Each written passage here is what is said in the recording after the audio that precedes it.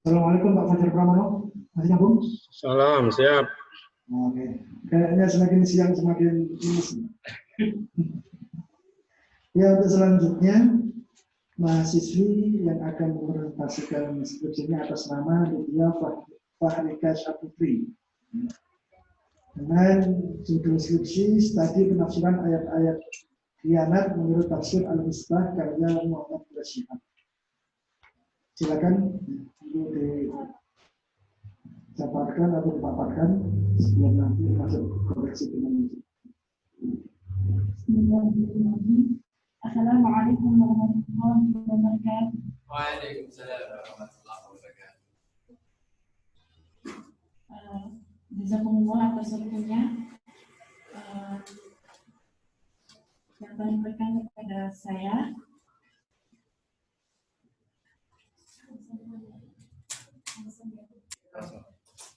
Di sini saya akan mempresentasikan hasil penelitian skripsi saya dan disebut Studi Penafsiran Ayat Khianat menurut Tafsir Al-Misbah karya Syihab.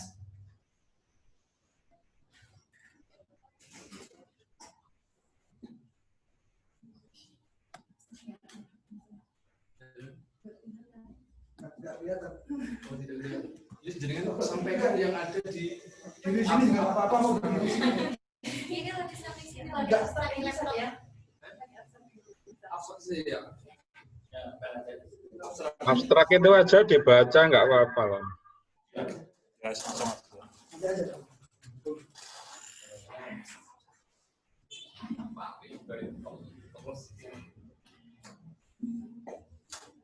Di sini saya akan membacakan hasil akun saya.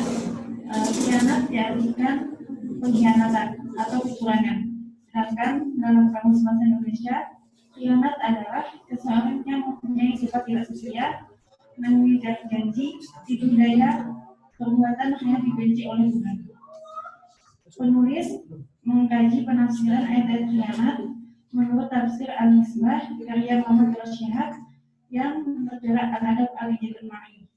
Adapun tujuan dalam penelitian ini adalah untuk mengetahui penafsiran ayat khianat menurut Tafsir Al-Misbah dan relevansinya pada konteks kekinian.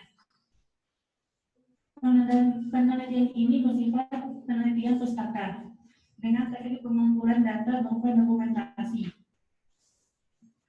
Teknik analisis data yang digunakan yaitu thematic sum, yakni model kajian tematik yang secara khusus meneliti istilah-istilah tertentu dalam Al-Quran. Sumber data utama yaitu Tafsir Al-Misbah. Adapun sumber sekunder yaitu tafsir lainnya, buku pendukung dari buku jurnal ilmiah, skripsi, tesis, dan artikel yang relevan dengan tema. Hasil penelitian ini ditemukan ada 14 ayat dalam Al-Quran yang bertemakan khianat.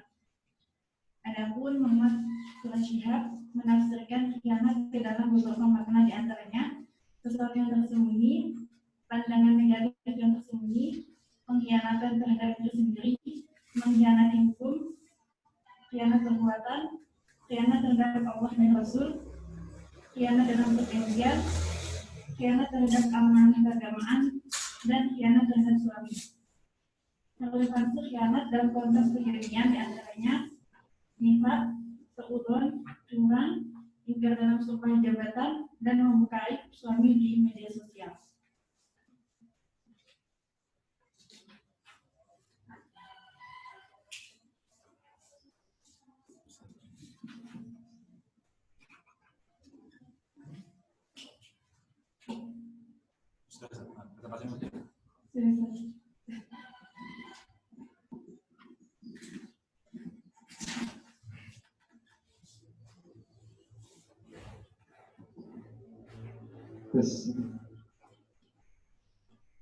Baik, terima kasih dan selamat atas diselesaikannya laporan penelitian oleh Mbak Lydia Fahrika Syafutri ya, tentang penafsiran ayat-ayat khianat menurut tafsir Al-Misbah karya Muhammad Malaysia.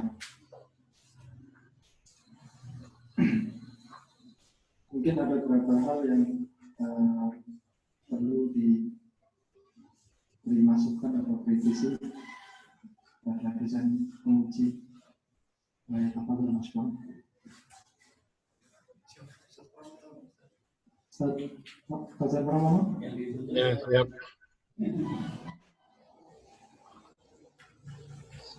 Lydia. Keliru. Mohon maaf. Bukan itu. Salah itu.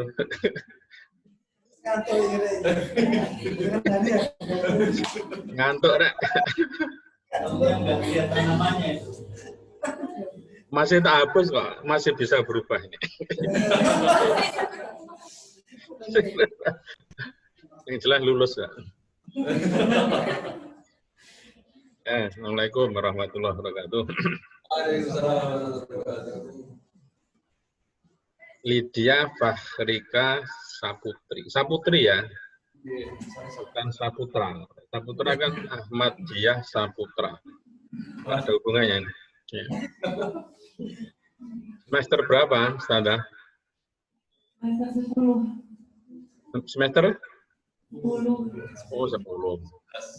Nggak terlalu cepat, nggak terlalu ya. Kemudian ini asalnya mana? Asalnya Kalimantan. Oh, Kalimantan. Nggak pakai ini ya, nggak pakai daring. Oke. Ya.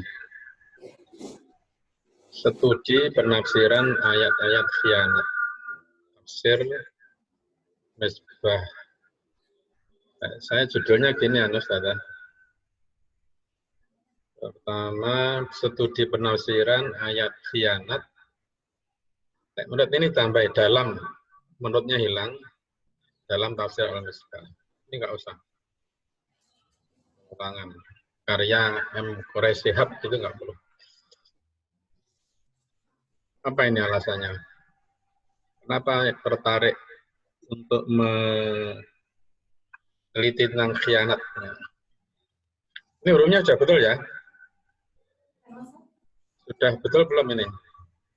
Terjemahan khianat dalam bahasa Indonesia ini. Sudah dicek apa belum? Sudah, Ustaz. Pakai apa dasarnya? Pakai panduan yang di STIQ. Bukan, khianatnya itu. Pakai ini. Ini tulisan, tolong diperhatikan.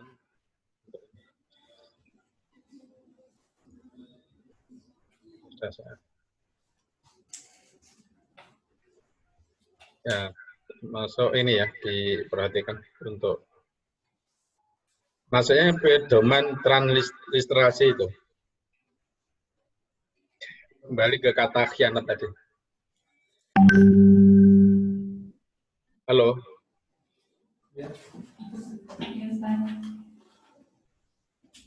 Gimana penjelasannya?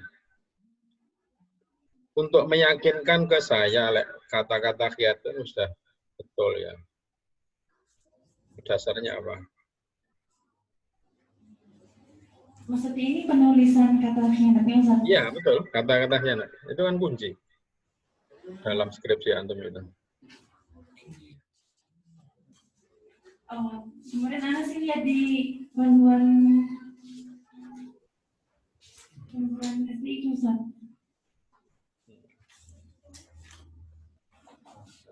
Paling tidak ini karena kunci itu betul ya, artinya betul-betul dilacak.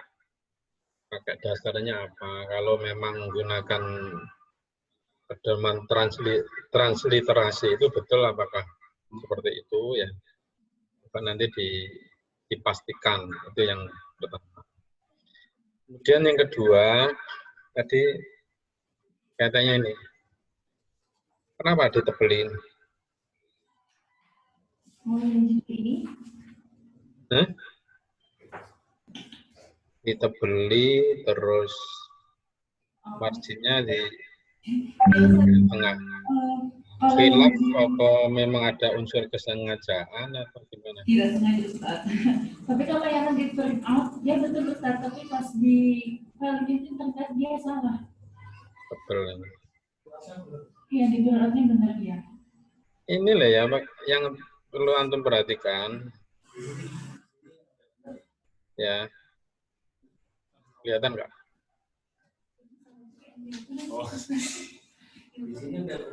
Apa Ustaz kalau yang di print out tim pengujian di sini sama dosen pembimbing sudah benar Ustaz penulisannya.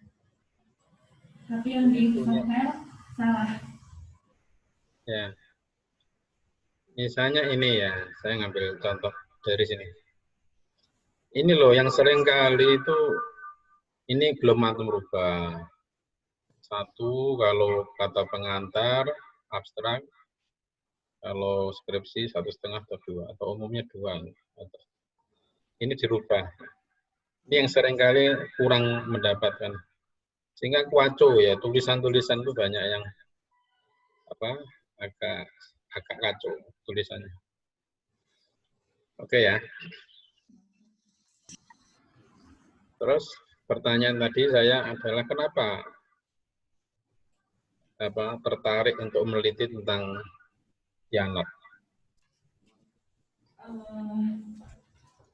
Kitab tafsirnya apa tadi? Al-Misbah. Ya, Al-Misbah.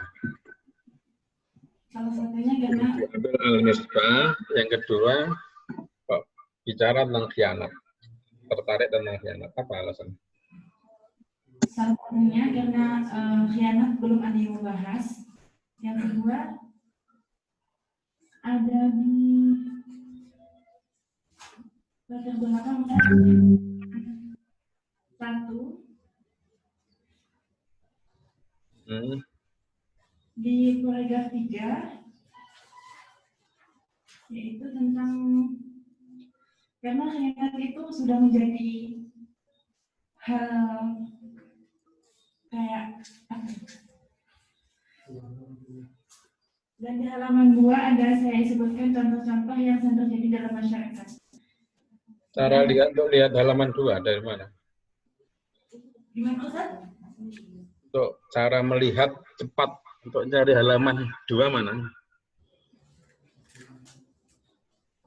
Daftar isinya nggak ada. Nggak ada kan? Halo? Nggak ada ya? Khilaf juga ini. Kayak saya salah ngirim Ustaz. Yang jeli toh peneliti ya. Lawan dari teliti itu ceroboh. Ceroboh itu tantangannya seorang peneliti. Oke, terus. Silakan. Tadi nomor 2. Gimana halaman 2?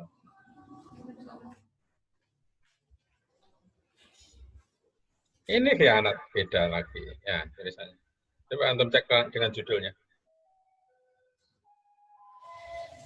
Kata khianat. Ini beda lah dengan judul antum. Tulisannya.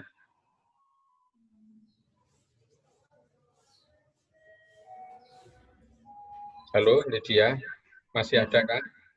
Masih Ustaz. Oh, masih. Ya, oke.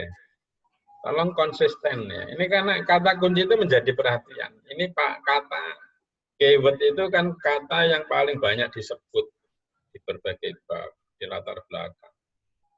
Makanya ini menjadi sorotan khianat. Konsistensinya itu yang dipakai. Saya umum udah bagus ya tulisan.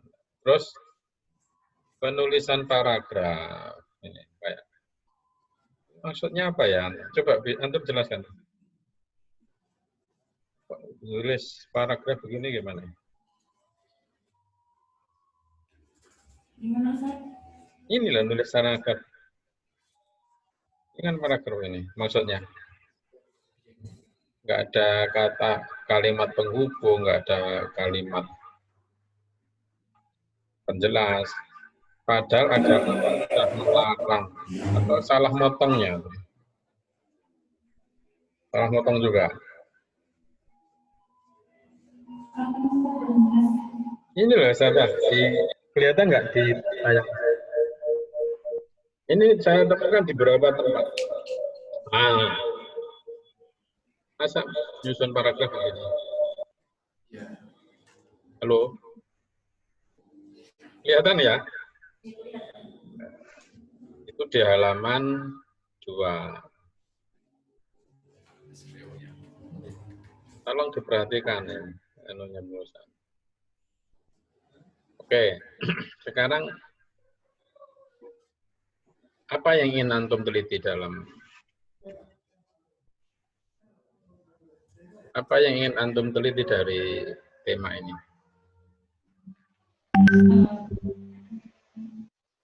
Ya, tentang ayatnya.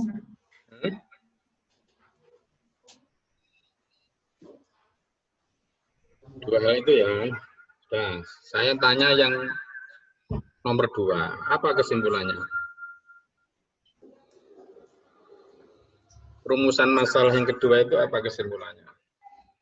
Termasuk penulisan ya. Hurufnya itu konsisten. Pakai huruf abjadiyah atau huruf Arab ya. Coba kembali ke ini. Kesimpulan antum apa?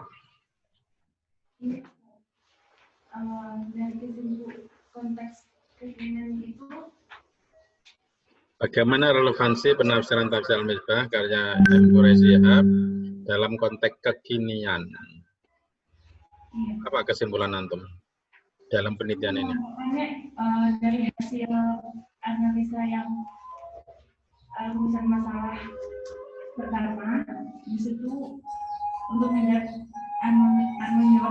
rumusan masalah kedua, saya dapatkan beberapa sifat dalam kehidupan yang berhubungan dengan kiamat, yaitu nifaq, suudzon, cemburuan, ingkar dalam semua jabatan, dan mungkar aib suami di media sosial. Terus apa cara antum mengukur? Bagaimana cara mengukur itu? Untuk mengukur itu dibutuhkan apa? Pertama, apa cara Anda untuk mengukur relevan tidaknya penafsiran tafsir al-misbah itu dalam konteks kekinian? Bagaimana cara mengukur? Ukuran yang dipakai apa? Karena tafsir al-misbah kan tafsir penegur dan sesuai yang dan mudah dipahami untuk orang awam.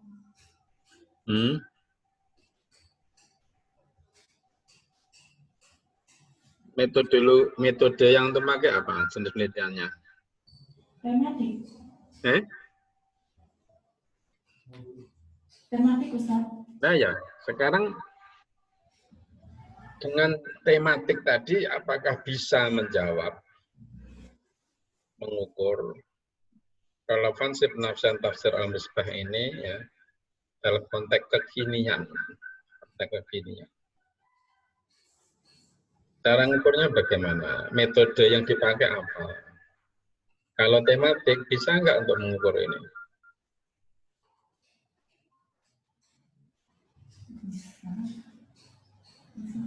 Ngantuk-ngantuk di takonnya angel-angel.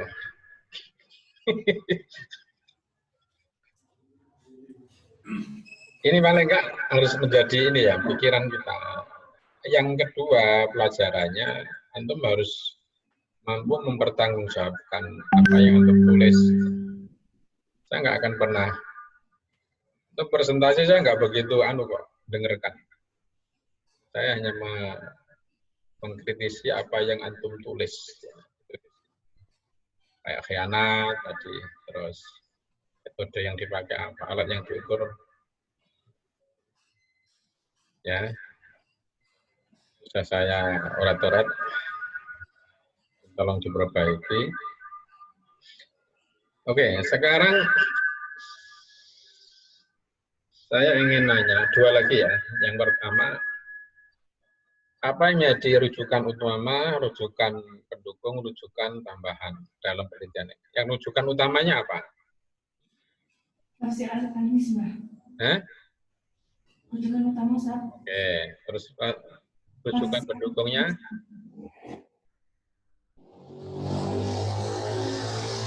Skripsi tadi ya. Ada berapa tadi skripsi yang untuk pakai? Ada 3. Apa saja? Ini penulisannya diperhatikan ya, jangan dikasih nomor ini. Langsung narasi. Pertama siapa, kedua siapa, terdapat 3 pelitian terdahulu. Pertama yang dilakukan oleh siapa? Siapanya nggak ada ya? Arya Fauziyah Rahmani. Tadi bagus sebenarnya yang antum tayangkan tadi. Ambil contoh ya. Itu bagus ya menurut saya. Ini nih. Ini kan antum ya yang nampilkan. Ya. Halo Lydia. Ini tadi antum ya? Operator. Iya, tapi yang nulis kan Lydia. Ini bagus, tapi ini malah yang paling poin penting yang tidak antum masukkan itu adalah apa sih benang merah antara skripsi yang satu dengan yang lain itu apa? Itu yang nggak muncul. Lek judul ngapain? Sebenarnya antum ingin melihat mengkaitkan atau benang merah antara penelitian ini dengan penelitian antum ini terkait dengan tujuan penelitiannya, metodenya, atau kesimpulannya, kan begitu. Ini malah nggak muncul. Padahal itu yang lebih penting dari sekedar nama. Nama ini juga penting ya, tapi lebih penting itu ini benang merah itu. Itu yang juga catatan ya. Jadi antar penelitian ini relasinya apa? Bedanya untuk mereka apa?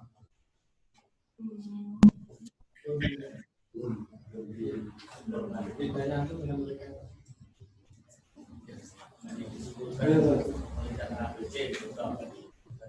Nggak dengar ya?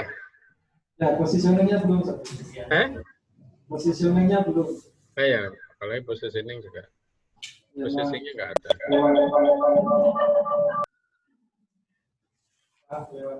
Ya, ini paragrafnya juga belum dapatkan. Khianat, konsistensi kata khianat. Terus penelitian. Ini nggak perlu juga ini ya. Lentera hati Tangerang itu di catatan kaki ya. Tebel, terus dan kemudian dokumentasi. Ini saya kirimkan. Kemudian bab 2. Menurut saya cukup gambaran tafsir Al-Misbah karena tentang kajian tentang khianat itu kan nanti di bab 3 Dhamma bab 4. Nah, cukup di gambaran tafsir Al-Misbah. Jelaskan tentang apa? Sejarah penulisan, sekilas penulis. Ini kan seringkali penulis itu hampir separuh lebih. Corak penafsiran, kelebihan dan kekurangan penafsiran. Standar aja di siapa namanya? Quraisy ya, banyak sekali. Penting juga, tapi kira-kira saya khawatir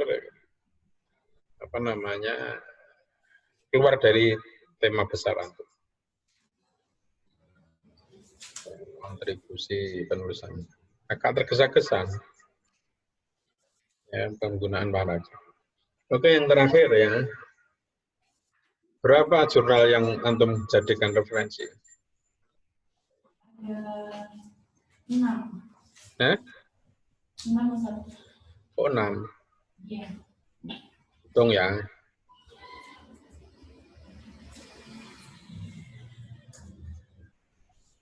Ini maksudnya.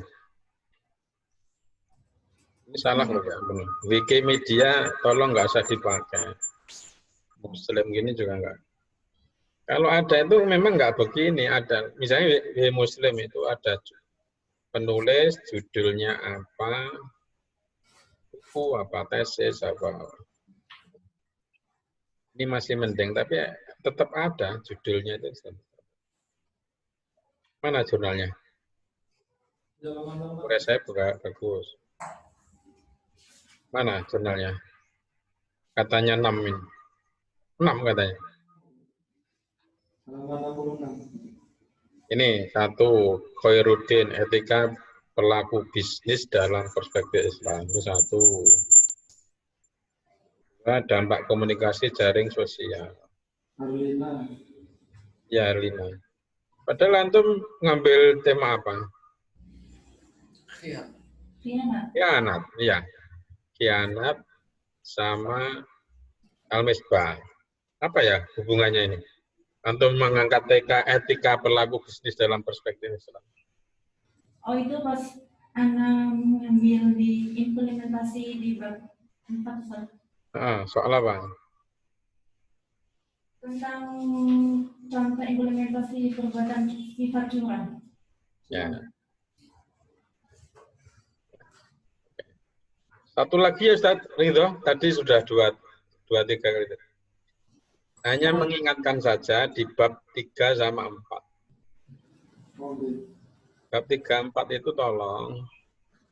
Ini gini-gini tuh enggak melelahkan pembaca.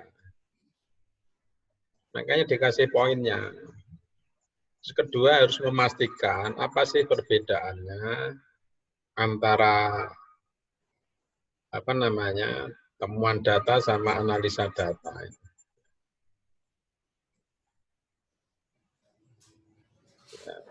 Ini dikasih subjudulnya. Ini enggak bener-bener males baca ini. Males ya.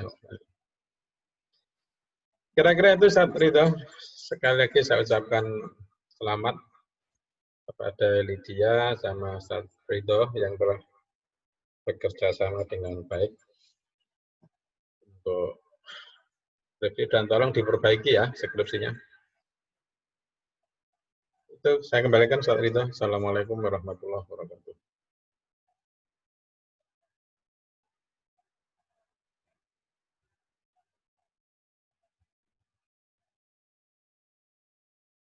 Duh.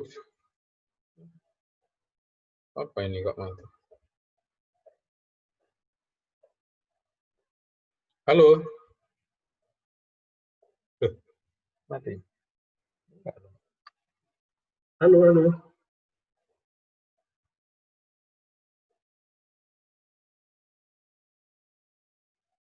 Halo, halo.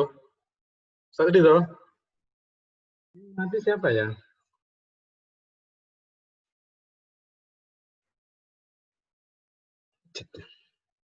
Oh, tinggal 5 ya?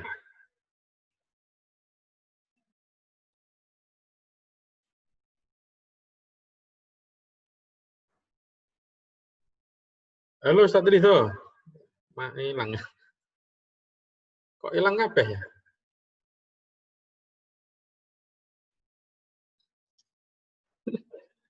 Masuk lagi.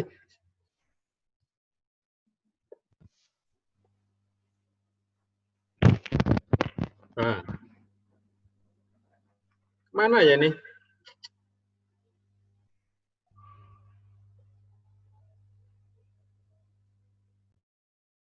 Halo.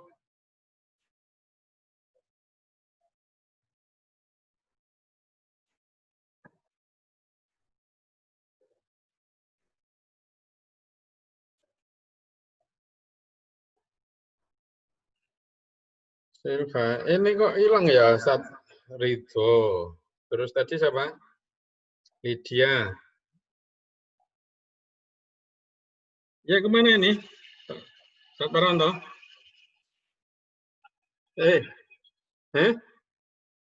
Halo? Ustaz Parwanto?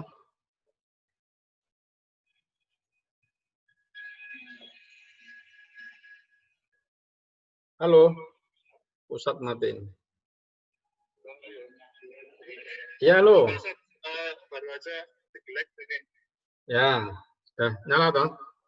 Ya, ini baru ada saya koneksikan lagi, terus sementara ini Samsung masuk koneksi. Oh ya, monggo. Jadi nanti mungkin kalau sudah connect nanti ya untuk di closingnya setelah. Oh gitu loh. Ya nggak apa-apa.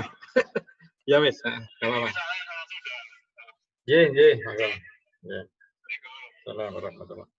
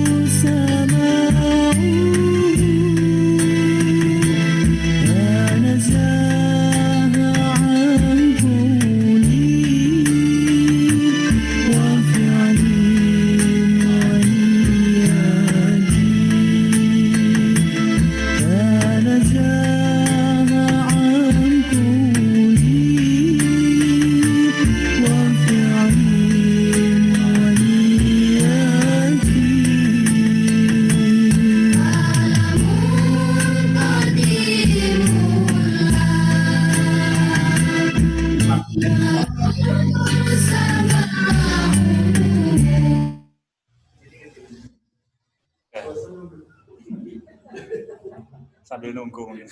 Ya.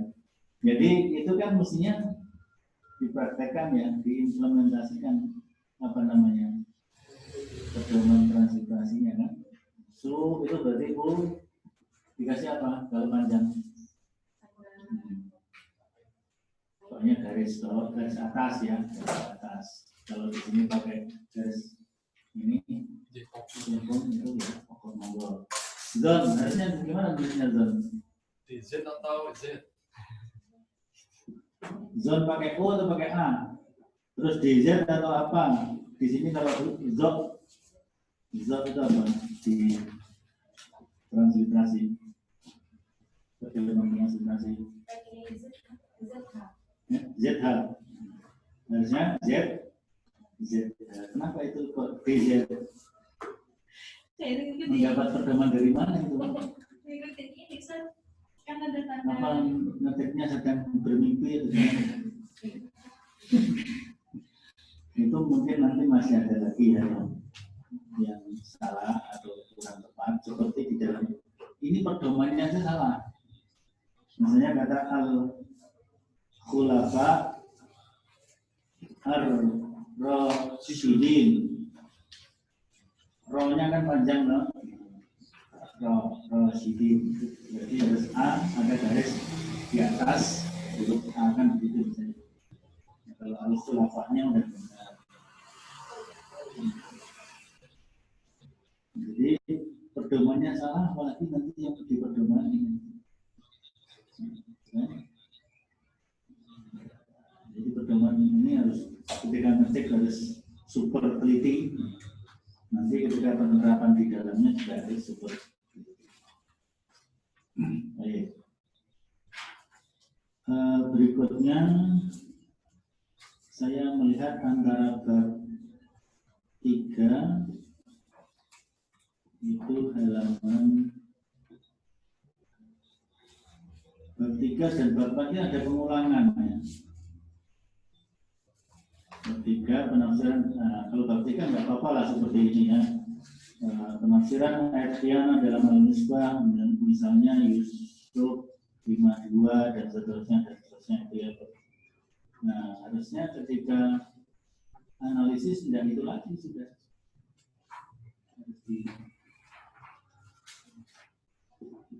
Ketika analisis kan masih mengulang lagi. Yusuf 12:5 lagi. Harusnya kan ini analisa makna khianat dalam tafsir al-misbah.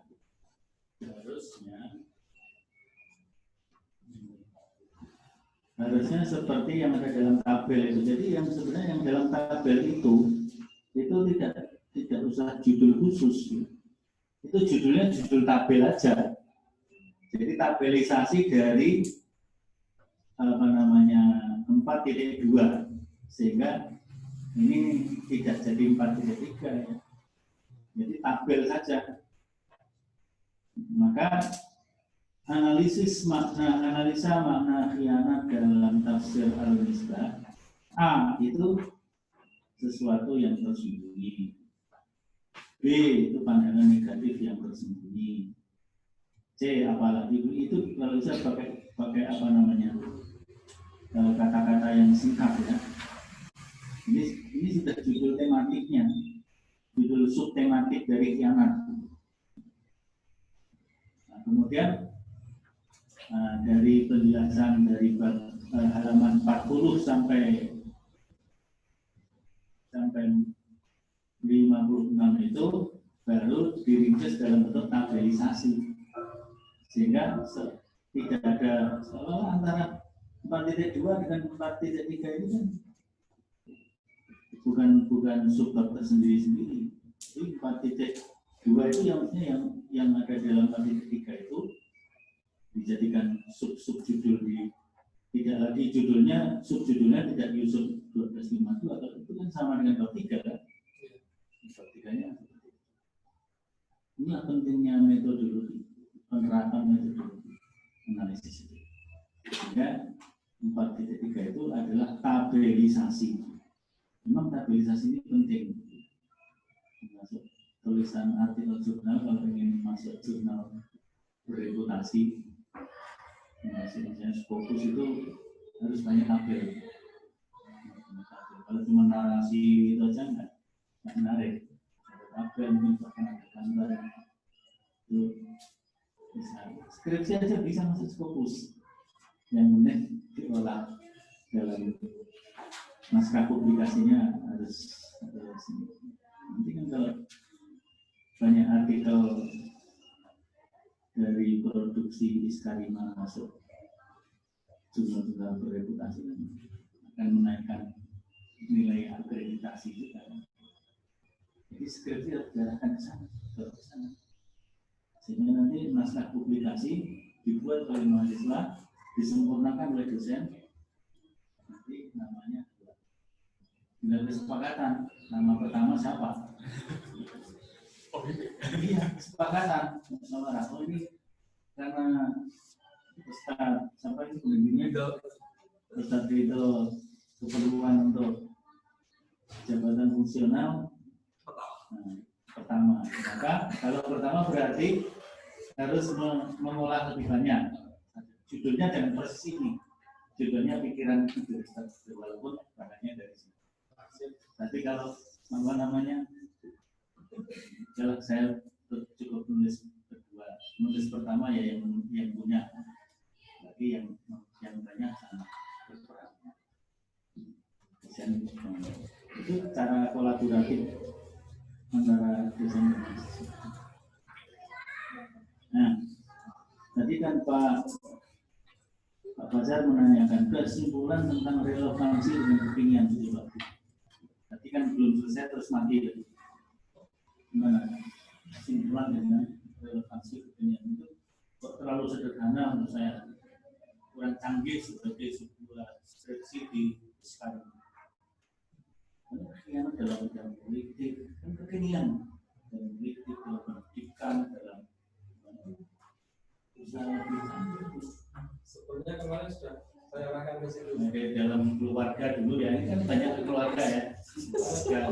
Mungkin karena keterbatasan waktu. Terus pendidikan, mungkin politik, bermasyarakat, medsos. 4 aja itu udah bagus dulu. Ya, bahasa 4. Keluarga, politik, pendidikan, medsos. Wah itu canggih itu. Nah, itu nanti ditabelisasi lagi. Ditabelisasi lagi. Akan produk. Apalagi ini yang diteliti tafsir lokal Indonesia Pak Quraisy.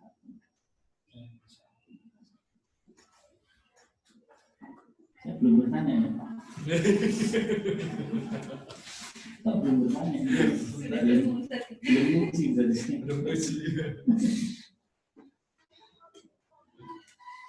Nah sekarang yang saya tanya satu aja ya. Anda menyebutkan bahwa makna khianat yang pertama tadi tentang sesuatu yang tersembunyi itu maksudnya apa? Nanti arahnya kemana ya? Kalau dikaitkan dengan relevansi kekinian itu mau kemana ya? Nah itu juga. Ini pertanyaan satu aja.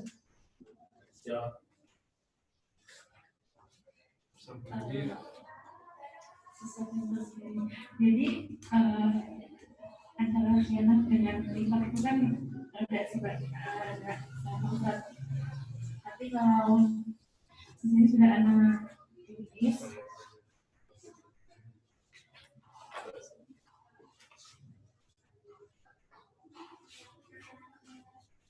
jadi kalau lipat itu, kalau khianat itu berkonotasi dengan zona janji atau amanah.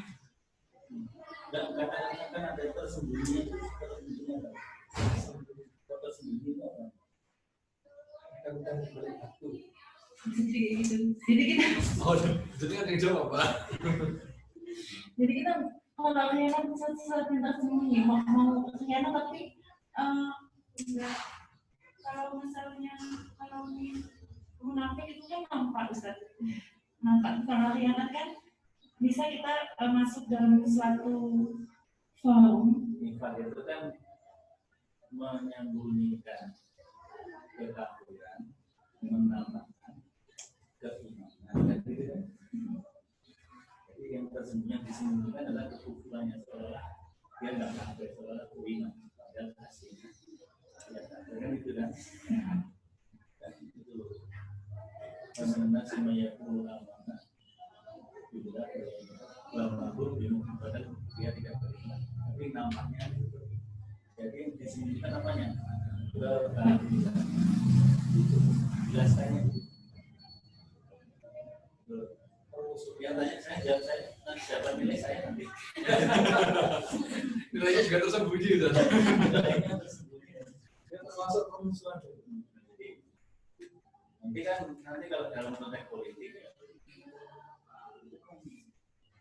korupsi itu kan muncul tersembunyi. Itu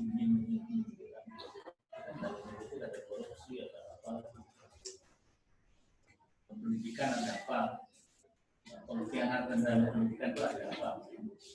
Banyak sekali sehingga pendidikan Indonesia tidak berhasil kan?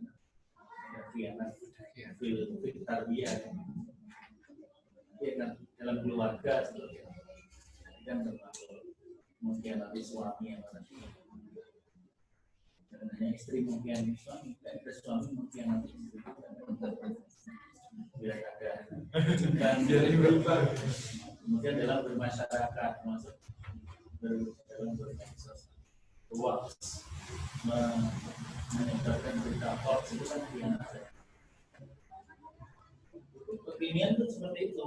Kalau munafik sejak zaman Nabi dan zaman sampai zaman aku, nanti masih ada itu nggak kekinian. Tapi kalau dalam konteks politik itu, mungkin yang bagian kekinian tidak diarahkan kekinian lagi. Ya.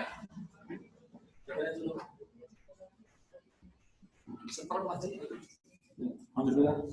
Kami ucapkan jazakumullah khairan katsiran untuk Dr. Syamsul Hidayat Anafi atas masukan-masukannya. Mungkin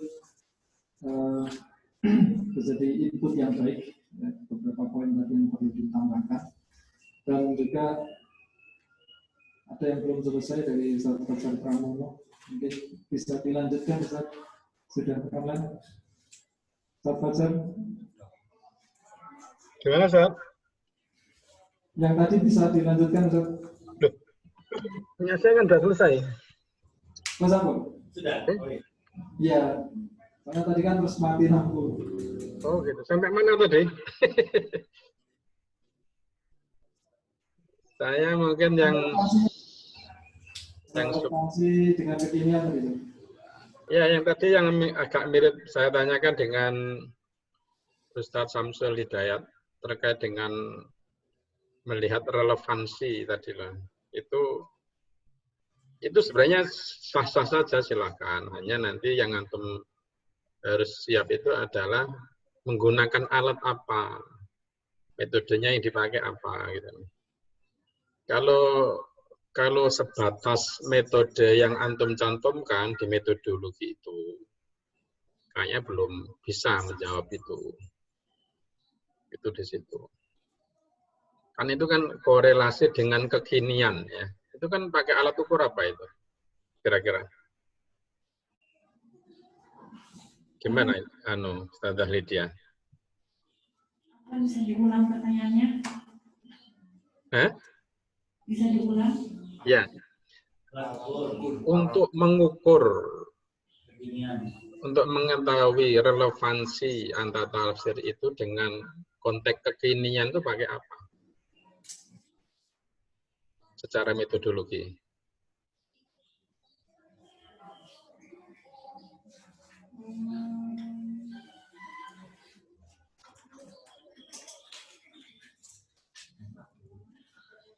Menggunakan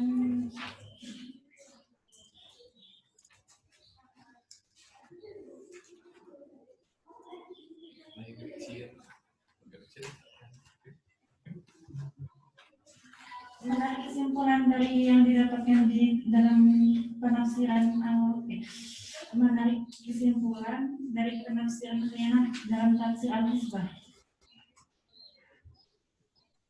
Kekinian loh Ustazah. Untuk melihat dalam konteks kekinian. Ya kan? Coba Anda baca lagi di apa namanya? Di bab 2 di rumusan yang kedua. Di rumusan yang kedua itu coba. Saya bantu ya.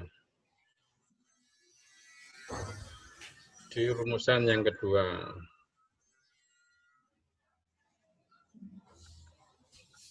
Satu memang sudah umum lah ya. Ini yang kedua.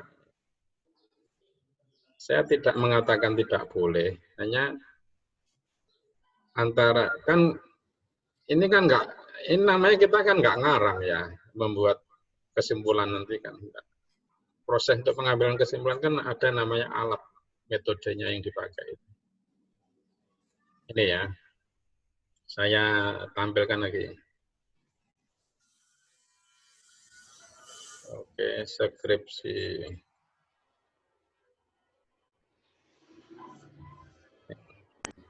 Sudah ya. Bagaimana relevansi penafsiran tafsir Al-Misbah karya Quraisy Shihab dalam konteks kekinian?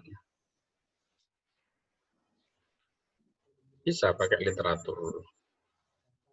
Bisa nggak pakai tematik. Menggunakan data fenomena sosial, Ustaz. Hah? Menggunakan data fenomena sosial. Enggak ya, itu pakai apa? Cara antum membacanya fenomena sosial itu pakai apa metodenya? Teknik pengumpulan itu kan ada 3 ya. Wawancara, observasi, sama yang ketiga dokumentasi. Pakai apa untuk menangkap fenomena sosial itu? Bisa melalui dokumentasi kan, bisa melalui kayak sebenarnya di lokasi ini yang kayak sebulan terjadi itu anak dan membuatkan sudah ada contohnya implementasinya itu saya mengangkat dari sahabat yang ada di internet. Ini loh, metode penelitiannya nggak antum terangkan di situ. Nah, objeknya ini. Mana ininya? Konteks kegiatannya gimana cara menjelaskan? Ini kan alat untuk membaca, alat untuk mengukur. Itu kan metode ini, metode penelitian ini. Berapa panjang berapa panjang jalan itu? Dimetri. Meterannya apa? Metode penelitian ini dalam suatu penelitian. Ini enggak ada. Untuk mengukur konteks kekinian itu pakai apa? Jenisnya aja library. Ayo coba.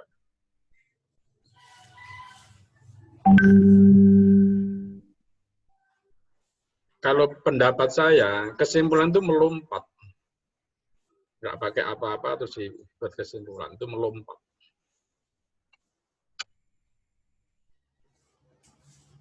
Logikanya itu harus dimasukkan. Urut-urutannya itu harus jelas. Itu ini aja ya, sebagai Pak direnungkan kembali gitu ya, coba. Antum bisa jawab atau tidak bisa menjawab, tidak merubah nilai. Ya, tidak merubah nilai kok, santai aja. Sudah tertulis begitu kan. Itu Ridho dari saya. Lebihnya sudah saya kirim dari antum tadi. Hanya untuk kualitatifnya nanti segera menyusul. Jadi, kualitatif itu sebenarnya catatan yang coret-coretan yang di skripsi, dan itu sudah saya kirim juga ke Lydia. Nanti bisa antum download ya di Zoom itu sudah bisa di download. Kita kirim semua. Gitu Ustaz Ridho. Dari saya Ustaz Ridho. Iya, syukuran Ustaz. Ya, Afan. Alan, mapruk untuk antum berdua. Alhamdulillah, jazakumullah khairan katsiran untuk kedua penguji dari Dr. Samsul Hidayat Maki dan Dr. Muhammad Fajar Pramono MSI. Begitu pun mengucapkan terima kasih untuk Pak Prodi untuk agendakan kita pada hari ini. Dan jazakumullah khairan katsiran atas masukan-masukannya yang baik. Mudah-mudahan menjadi amal saleh di mizan bersama kita bersama.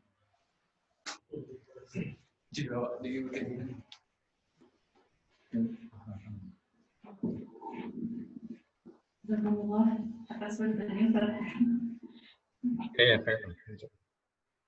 Assalamualaikum warahmatullahi wabarakatuh. Assalamualaikum warahmatullahi wabarakatuh. Sudah selesai atau ini? Ya, sudah. Monggo diunjuk opini sing boten puasa.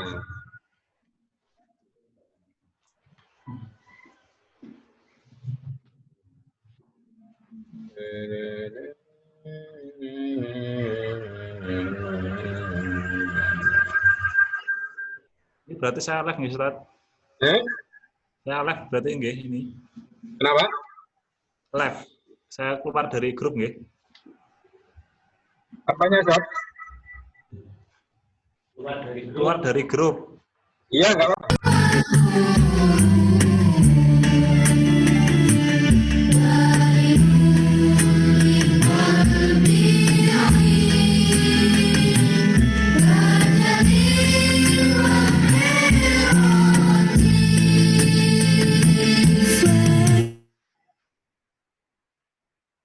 Saya juga keluar ya.